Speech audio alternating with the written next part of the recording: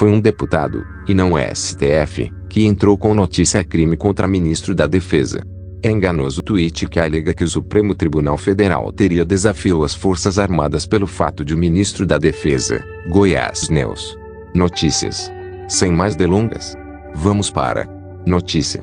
Esta checagem foi produzida por jornalistas da coalizão do Comprova.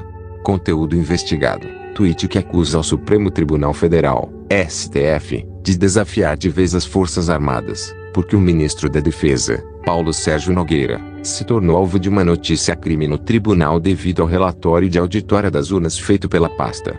Conclusão do Comprova. Tweet engana ao atribuir ao STF a apresentação de uma notícia-crime contra o ministro Paulo Sérgio Nogueira.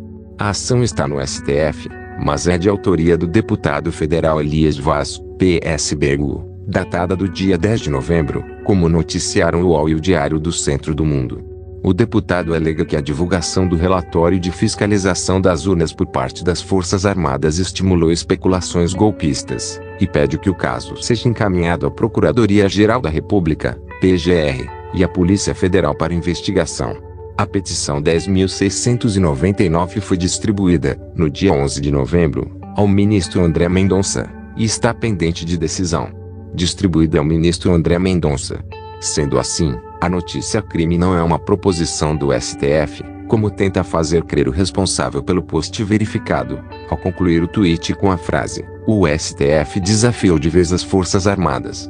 Enganoso. Para o Comprova, é o conteúdo retirado do contexto original e usado em outro de modo que seu significado sofra alterações, que usa dados imprecisos ou que induz a uma interpretação diferente da intenção de seu autor. Conteúdo que confunde, com ou sem a intenção deliberada de causar dano.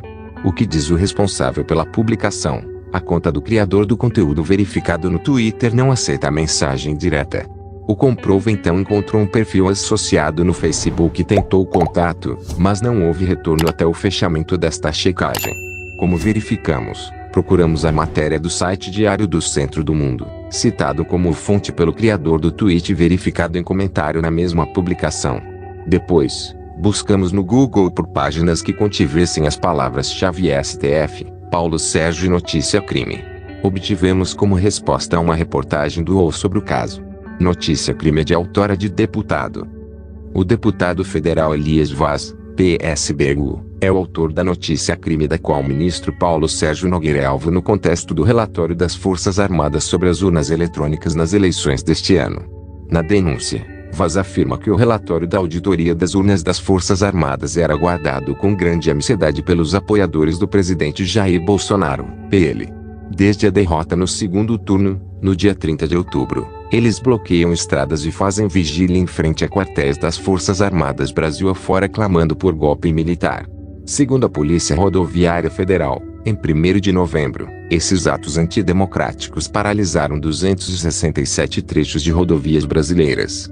Quando divulgado, em 9 de novembro, o relatório mostrou que as Forças Armadas não identificaram qualquer fraude no processo eleitoral e que, durante os testes de integridade das urnas, elas não apresentaram anomalias e que tudo ocorreu em conformidade com o previsto. O relatório ao mesmo tempo ressalva que não está no escopo avaliar o grau de segurança do sistema de votação. No entanto, o Ministério da Defesa soltou uma nota na quinta-feira, 10 de novembro, no qual deslegitima o próprio relatório ao afirmar que o documento não excluiu a possibilidade de fraude ou inconsistência nas urnas eletrônicas, lançando dúvidas sobre o sistema eleitoral sem apresentar qualquer evidência.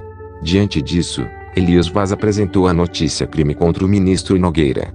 Segundo o deputado, o ministro cometeu crimes de responsabilidade, previstos no artigo 7º da Lei 1079, de 1950, e crimes contra a segurança interna do país, no artigo 8º da mesma lei, por colocar em dúvida a lisura do processo eleitoral, estimular a realização dos movimentos antidemocráticos, incentivar ações que buscam a ruptura da ordem constitucional e da lei. Leia na integração do deputado clicando aqui. Denúncia está sob análise no STF. Vaz entrou com a notícia-crime na quinta-feira, 10 de novembro. A ação chegou ao STF no dia seguinte, como reportado no site oficial do tribunal. No mesmo dia, o caso foi distribuído ao ministro André Mendonça. Os autos se encontram conclusos ao relator, ou seja, estão à disposição de Mendonça e aguardam manifestação do ministro. O que é uma notícia-crime? Segundo o glossário do Conselho Nacional do Ministério Público, a notícia-crime é o fato criminoso que chega ao conhecimento da autoridade competente para investigá-lo. Como mostrou o Estadão em reportagem recente, o aviso pode ser protocolado por qualquer cidadão, que pode informar as autoridades que existe um crime sendo praticado. Relatório das Forças Armadas. As Forças Armadas foram incluídas na Resolução 23.673/2021, do Tribunal Superior Eleitoral TSE, como entidades fiscalizadoras do Sistema Eletrônico de Votação. No dia 2 de outubro, logo após o resultado do primeiro turno, Bolsonaro foi questionado se considerava legítimo o resultado do pleito e respondeu que iria aguardar o resultado da auditória das urnas feita pelas Forças Armadas. Ao Comprova, a assessoria do Ministério da Defesa, que responde pelas Forças Armadas, havia dito, em outubro, por telefone, que o relatório só seria divulgado após o segundo turno das eleições. No dia 9 de novembro, já em um contexto no qual apoiadores de Bolsonaro, derrotado nas urnas por Lula, protestavam em frente aos quartéis pedindo intervenção federal, as Forças Armadas divulgaram o documento com a conclusão de que não houve inconsistências. Correio Brasiliense e UOL, entre os votos registrados nos boletins de urna e os computados pelo TSE. No entanto, no dia seguinte à divulgação do relatório, o Ministério da Defesa divulgou nota afirmando que o relatório não apontou nenhuma fraude, mas também não exclui a possibilidade de fraude ou inconsistência nas urnas eletrônicas. Porque investigamos, o Comprova investiga conteúdos suspeitos que viralizam nas redes sociais sobre pandemia, políticas públicas do governo federal e eleições presidenciais. Mesmo após as eleições, materiais falsos e enganosos ainda circulam para desacreditar o sistema eleitoral, figuras políticas e as instituições brasileiras. Manifestações nesse sentido, com alegações infundadas, tentam tirar a credibilidade do processo e atingir a democracia. Reserve um momento para compartilhá-lo com sua família e amigos. Eu adoraria ouvir sua opinião sobre este conteúdo na seção de comentários, logo abaixo. Até a próxima e obrigado por assistir. Outras checagens sobre o tema, sobre a auditoria das Forças Armadas nas eleições deste ano e a integridade do processo eleitoral. O Comprova já explicou que auditorias externas atestaram confiabilidade de sistema eleitoral no primeiro turno, assim como mostrou que decreto para a participação das Forças Armadas nas eleições é praxe no Brasil e que o sistema de voto eletrônico pode ser auditado.